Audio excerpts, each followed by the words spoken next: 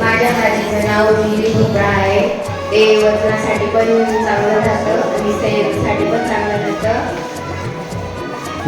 याने बीपी पण कंट्रोल होतं. माझ्या भाजीचे नाव गाजरी भाजी यानंतर आणि डाळ आणि ताजं होतं. माझ्या भाजीचे नाव तुरीची भाजी आणि हृदयासाठी चांगले असते.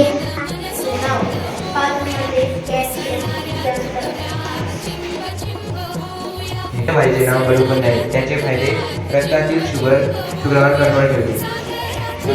माझी भाजीचे नाव करटोले आहे. याने पचनक्रिया चांगली असते. याने रक्त स्वच्छ राहते. याने सर्दी खोकला कमी होतो. या भाजीचं नाव आहे वाद्या आणि ही भाजी खूप पौष्टिक असून यामध्ये कॅल्शियमचं प्रमाण खूप असतं. ही जंगलामध्ये भेटते. बांबूचे जे झाड असतं या झाडाच्या कोवळ्या कंदापासून कोवळा कोंड असतो त्यापासून ही भाजी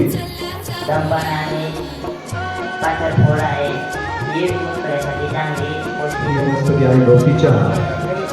आपण जो चहा पितो त्या चहामध्ये याची पानं जर टाकली तर याचा फायदा हा आरोग्यासाठी खूप चांगला आहे.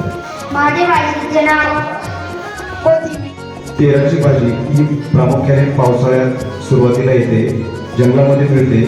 यामध्ये अँटीऑक्सिडंट मुबलक प्रमाणात भेटते.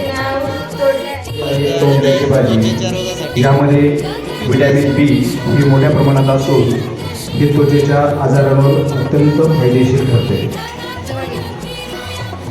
माझ्या भाजीचे नाव कारल्याची भाजी आहे व